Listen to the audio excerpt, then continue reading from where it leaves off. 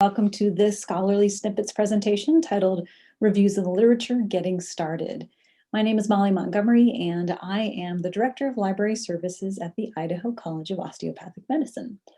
And I do want to stress that you can ask questions of me throughout this presentation, or you can wait till the end. Either way is fine. Either put it in the chat or unmute yourself. Either's fine. Either works for me. Minimize that. Okay. Let's get going. Okay, so before we go any further, we want to let you know that this webinar is being recorded. And those of you who are attending live, it's good to know that you, by continuing to be in this webinar, you are consenting to being recorded.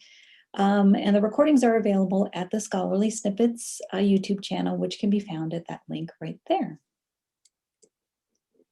And about this webinar and about this Scholarly Snippets workshop series is this is a part of a series to help you advance your research skills and support your scholarly activities.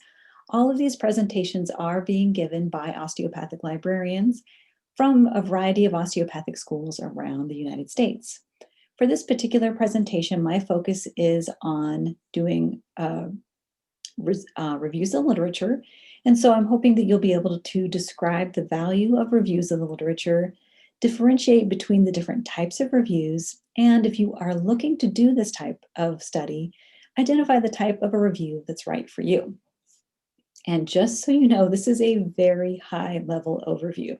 There's no way I'm going to be able to teach you everything you need to know about literature reviews and reviews of the literature in 30 minutes or less, but I'm hoping this will be at least enough to get you started.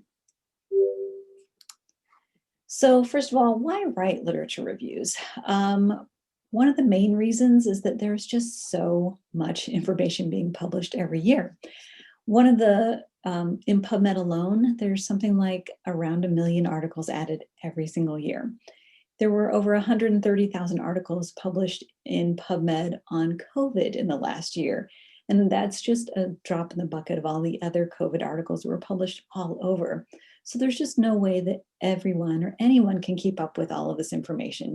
That's just too much. You'd be reading 24/7, 365, and still not even be able to be close to being able to catch up. So reviews of literature are where people can go through, researchers go through, they read a bunch of research, they analyze it, they synthesize it, and then they write a nice overview. And this saves time for readers and clinicians who we are all busy. We don't have time to read hundreds of randomized control trials. We don't have time to read dozens of those. So to be able to read a review of the literature that covers all of that is fantastic. These literature reviews can also identify research gaps. So if you are writing a literature review or reading one about a particular topic and you see, well, they're not talking about this aspect or no one's researching this, it could be a future avenue for research. So that's pretty neat. And a lot of people use literature reviews as a good way to start in the world of medical and scientific writing and publishing. It can be fairly rigorous writing literature reviews, but it can also be less intense than doing, say, a multi-center randomized control trial. So I'm going to talk about language for a minute and sort of orienting you to the different things we mean when we say literature reviews. If you want to be really fancy, you can call these knowledge syntheses, and that's what some people do. So all of the things you see listed here are a type of knowledge synthesis, which just means someone has taken the knowledge and synthesized it. Generally, everyone else uses the word reviews, and that's what all the rest of the people here are also doing, is using the word reviews. And my guess is that a lot of you have recognized some of the reviews listed here, whether that's meta-analyses or systematic reviews or scoping reviews. But there's just so many of them. And some research has even identified up to 50 different types of knowledge syntheses or reviews. So maybe this is what you're thinking when you see that there's so many lit reviews. They all have different methodologies. They are used for different purposes, and it can be very overwhelming. So I'm going to talk about the major ones that are on this list and talk about what they're used for, how to use them, and maybe which ones you would want to choose. So Again, sort of talking about what do we mean when we talk about literature reviews or reviews of the literature, because a lot of people use that term and it means different things to different people. So in some instances, a literature review, when you say that, people are like, oh, this is what you mean. So this is a larger study, and they have about 2 or 3 paragraphs of a literature review, which is just something that's sort of orienting the reader. It's describing the literature. It's not very long. And then they go on to talk about their own individual study. So this is a literature review, but it's not the type of literature that literature review will be talking about. There's also something called review articles, and review articles are very helpful. I love a good review article because it can give a nice overview of maybe a broad topic without having to read 1,000 different articles about it. These can be very helpful. They tend to be more focused on expert opinion than literature reviews, and they're not systematic. And we're going to talk about what I mean by systematic in a minute. Then there's also narrative reviews. Narrative reviews tend to look at some of the literature, so they are research-based. Like reviews of literature or review articles, they tend to be very good overviews and very helpful. Again, these are not systematic. So let's talk about what I mean when I'm using this word systematic. So we have systematic reviews, which are kind of a step above reviews of literature and narrative reviews, because first of all, they tend to be transparent. That means you know why the researchers researched what they did, where they searched, how they searched, what terms they used, why they included what they included. That should all be very explicitly stated. These tend to have very in-depth searches as well. They are reproducible because generally these researchers are supposed to be telling us how they searched and where they searched, so we can go out and do it ourselves. And they are very rigorous. They take a lot of time and they can be very challenging to do. So why does this matter? Why do I talk about all the different lit reviews and the types of reviews there are? Mainly because I think it's really helpful to know that reviews are on a continuum. There are some that are pretty easy to do and less rigorous, and there's some that are much more challenging to do and are much more rigorous and take much more time. And so knowing where you are on that continuum as far as what you have time for and your skill set is important. Also, terminology and definitions matter. I have a lot of students and clinicians and faculty who will come to me and say, yeah, I want to do a systematic review. And then I dig a little deeper. I'm like, okay, you don't know what systematic review means, and that's fine because everyone just throws that term out there.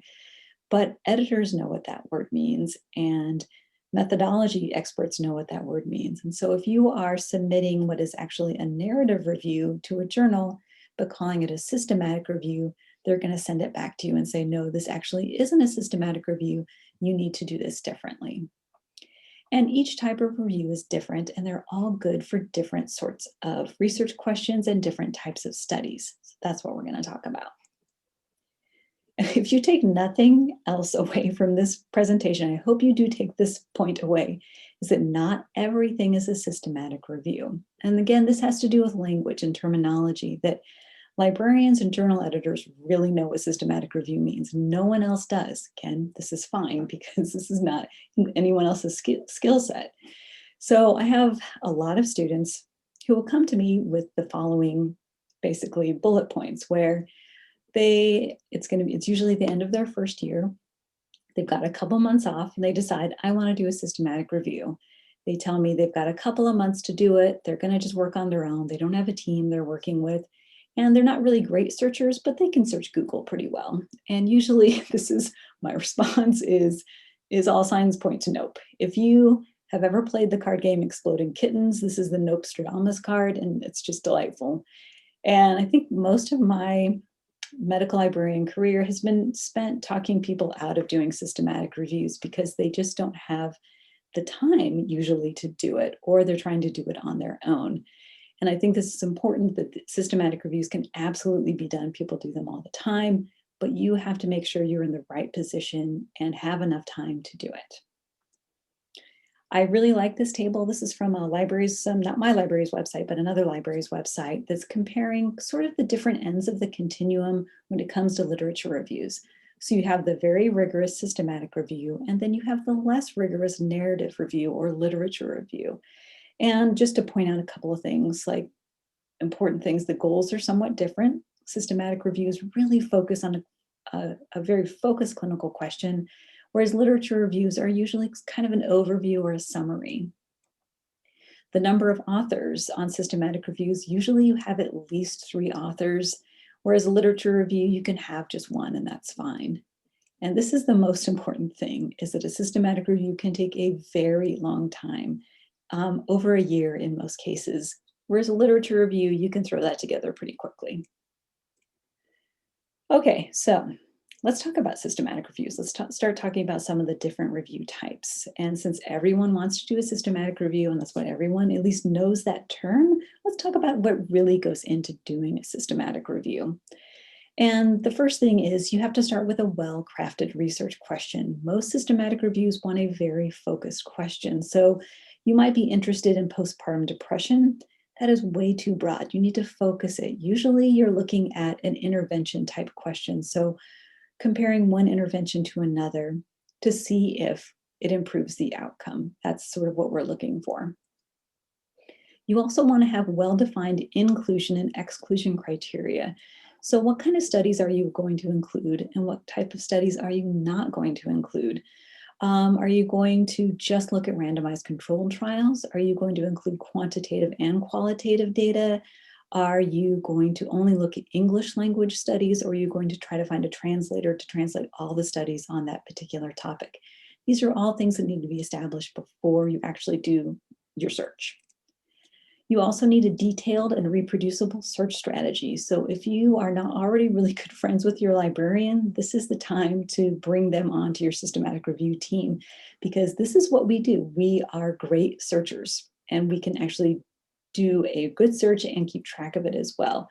Whereas a lot of clinicians and professional researchers, this is not what you do. This is not your specialty.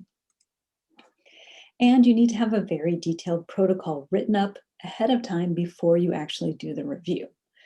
And for anyone that's done any sort of clinical research, these 4 bullet points may look very familiar because this is what experimental research requires as well, which is kind of a sign of how rigorous a systematic review really can be. Another part of a systematic review is you need to search everywhere. It's not enough just to search PubMed or Google Scholar or even Google in general. You have to be trying to find unpublished data like clinical trial data, conference proceedings, government policy papers, white papers. This is called gray literature. And so you're trying to find everything on that particular topic, which can be, again, challenging and good to bring your librarian in for that. You are generally reviewing a lot of information. When you do a systematic review, you are casting a very wide net because you don't want to miss anything. So it's more about capturing as much as possible. And so that means you're going to be reviewing thousands and thousands of abstracts and titles and articles. This is part of what it takes so long. It just is very involved. Usually you want 2 or more authors to review each article or abstract. And this is why it's hard to do a systematic review as a solo project, because you want to reduce the level of bias by having more people look at each actual article or abstract. And each article or source needs to be critically appraised for quality. So you also have to have people who not only are subject matter experts, but also who are really good at research methodology.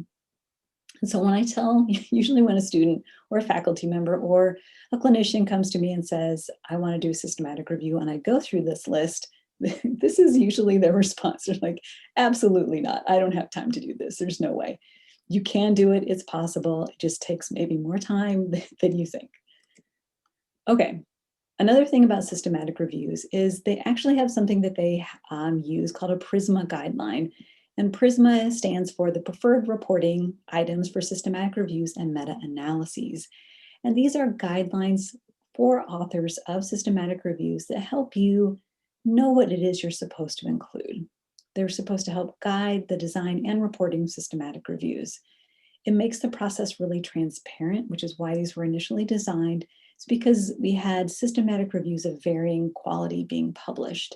And so they needed something that was much more standardized. And so a lot of journal editors follow this. So if you want to publish a systematic review, you need to make sure you are following the Prisma guidelines.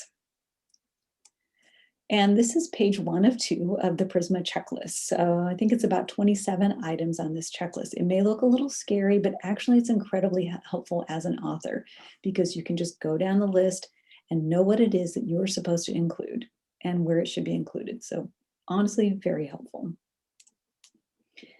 If you've ever read a systematic review, you probably have seen something like this, and this is the Prisma flow diagram. Again, this is about transparency. It's about letting the reader know what you did at each step of the process. And so at the very beginning, you've got, in this particular one, they say we've identified 11,000 records, and these are some of the databases that we looked at. We ended up with 7,500 records after the duplicates were removed. And I think this is really important. The 7,523 records were screened. That means in most cases, real human beings are reading over 7,500 titles and abstracts to see if this is relevant. Again, that systematic reviews are this giant net that's trying to capture everything. And then this is also very common, is that you tend to exclude a ton of stuff as not being relevant, but you have to go through this step because you want that big net being cast. And then it just says each point of the step you end up losing more and more because it's not relevant or for whatever reason. And this one actually has a qualitative and a quantitative study. This was a mixed methods one. And they have 46 qualitative and 38 quantitative out of an initial 7,500 records. So very normal, but that's another part of why this can be very involved. The last step of doing a systematic review is that they do require some level of critical appraisal. This is a chart from a Cochrane review, and if you haven't heard of the Cochrane Library or the Cochrane Database of Systematic Reviews, the next Scholarly Snippets workshop in 2 weeks is going to be focused on this, so go ahead and sign up for that if you're interested. But one of the things that Cochrane requires is that each article is analyzed and critically appraised for these different types of bias. And so again, you have to have that methodology expert in there that can read this and identify if this bias is present or not. So summing up, at least for systematic reviews, is this is great for teams with time. There's one study here that found that a systematic review has about an average of 5 authors, and it takes an average of 67 weeks to complete. So it cannot be a quick or a solo process. Now, let's talk about meta-analyses. Meta-analyses are actually more rigorous and high level than systematic reviews, but I always talk about systematic reviews first because you can't have an excellent meta-analysis without a good systematic review, mainly because you can't analyze all of the studies if you haven't already found all of the studies. And I'm at risk of starting a fight with biostatisticians. My overview of systematic reviews or meta-analyses is they are systematic reviews with math. Basically, you're pooling all of the data from many studies and trying to compare it as if it was one giant study. One issue you will see with meta-analyses is this concept of heterogeneity, where sometimes not all studies can be compared because they're just done too differently, or they're apples and oranges. You shouldn't be comparing them, which is why sometimes you have systematic reviews without an accompanying meta-analysis.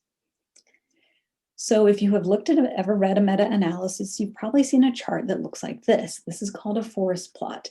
And in this particular forest plot or this particular meta-analysis, they were looking at comparing offline learning and online learning for undergraduate medical education. So they have all of the studies listed here on the left. They have all the data from the studies.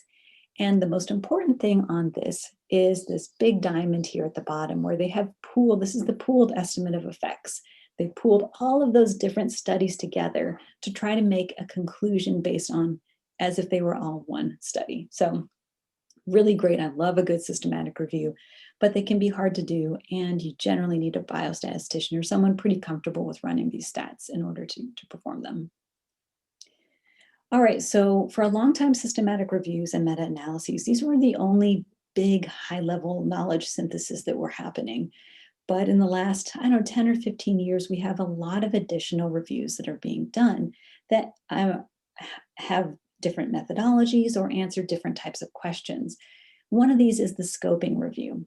This is a systematic review, but these generally don't have a super focused question. It tends to be much more broad in nature. Scoping reviews don't tend to assess the quality of the articles, and they don't tend to have meta-analyses, so you don't have those scary statistics. They do still include an explicit search criteria. They have some sort of protocol. You still have to screen a lot of articles. There's a lot of reading, and they have some level of synthesis. Some of the benefits for scoping reviews is they map the extent of research done on a topic, they can determine if a systematic review is needed, and they identify gaps in the research. Some of the limitations tend to do with bias, whereas you don't have that critical appraisal piece.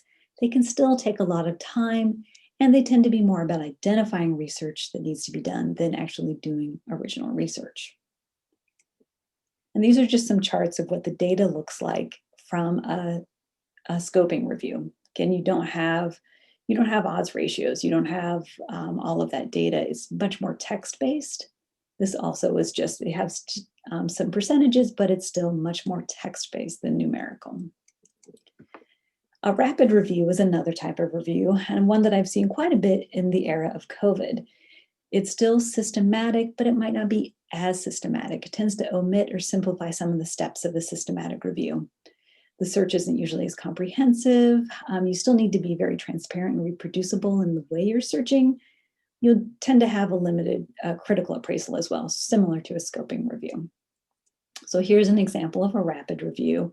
Again, there's quite a few of those on the topic of COVID, just because in the era of COVID, we just don't have time to wait 18 months to do a systematic review. We need to have that information synthesized and published much more quickly.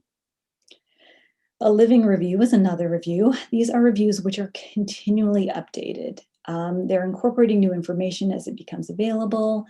They tend to have new searches every single month, if not more often than that.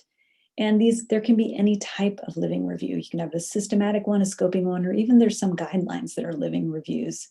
This is really good for topics that change or update frequently. So a lot of COVID living reviews out there. The problem is this does tend to be time consuming because you can never stick a fork in it and say, okay, we're done. You are always continually searching. Again, here's an example of one for coronavirus that was published in the Annals of Internal Medicine. And anytime there's some practice changing update, they publish a new version of it. A mapping review is kind of different. It's not really looking at the outcomes of the research. It's looking much more about the studies themselves. They have really pretty pictures, which is otherwise known as a visual synthesis of the data. And like some of these other studies, they help identify gaps. This is best illustrated sort of by this image. This is an evidence map of research related to dietary sugars and potentially related health outcomes. So again, they're not looking to say what actually are the health outcomes from dietary sugars. They're just saying, what are people studying? What's going on? So this first table is looking at the increased rate of studies based on dietary sugars and various outcomes. And the figure on the right is a bubble plot where they're looking at how many studies have looked at these variety of either outcomes and baseline health statistics. So it can be really interesting just to see what people are studying. Again, it's not focused on outcomes. And there's so many reviews, systematic reviews. We actually have a new category that's called an umbrella review, which is a systematic review of systematic reviews. These can be helpful just because we have so many, but it tend to require a systematic review expert because they're reanalyzing all of the data.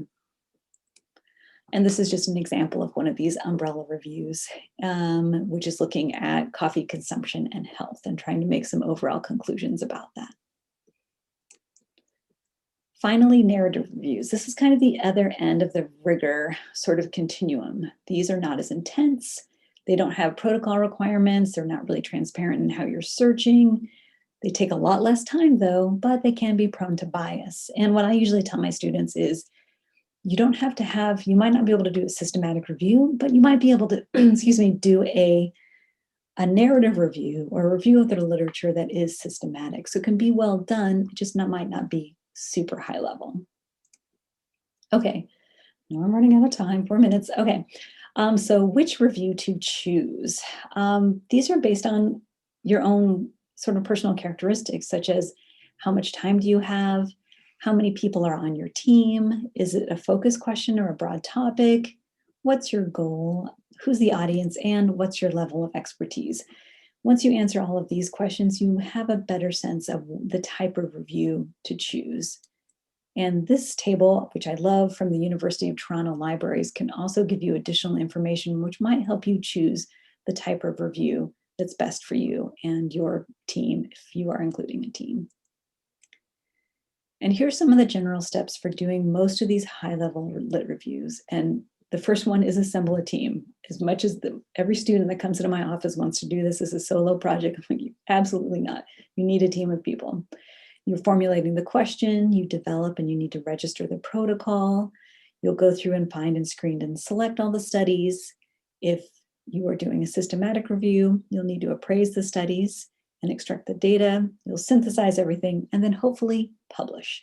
And this can take, again, anywhere from a few months to about 1.5 years. So just factor that in. All right, summing up, almost a time. There's so many reviews out there, and the one that you choose is based on your time, the team you're working with, and the level of expertise. And always, always talk to your librarian, because we are methodology and search experts. And we are here definitely to help you. Here's some information if you want to learn more. There's a lot of research out there. And again, contact your librarian if you want anything specific about a specific methodology or a review type, because I'm sure they'll be able to pull more information for you. For those of you who are attending live, you should be getting a survey link, or you can use the link right here for how we're doing. And for the next step, we have our last scholarly snippets of this series, which is going to be on the Cochrane Library on May 26th, and you can register at that link. Okay, sorry, 2 minutes left for questions. I can stay longer if you need me to, but feel free to unmute yourself, or you can put a question in the chat.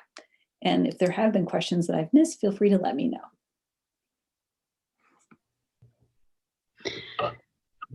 Hi, Molly. This is Hi, Joanne. How are you? Good to see you. Great presentation. Thank you. Really, really good. Just one question. So we're hoping to launch a systematic review service, but we're wanting to be very strategic about it because we're only 3 librarians here. And like you said, just the amount of time required to do a systematic review could be overwhelming. So do you have recommendations for sort of different tiers of services, or how do you manage requests for systematic reviews? Well, we're a library of 2, so we don't do them at all. And we're also a new institution, so we don't really have researchers that are starting in on that. But I think if you can do cross-institutional at all, help. Like if you have a clinician or a student who wants to do a systematic review, maybe bring in librarians from other institutions as well, or students. Like, it's always good to collaborate. So, or just say we can only support so many systematic reviews per year or at a time. And if you want to do this, you have to get in line. That's about where we are with that. But it's a struggle because it is so involved. And bigger institutions have teams of systematic review librarians, and a lot of osteopathic schools, we can't specialize like that. We just don't have the manpower for that. So yeah, it's a great question, and I don't have a great answer. I'm sorry, I forgot to identify myself. I'm from California Health Sciences University, Health Sciences Library.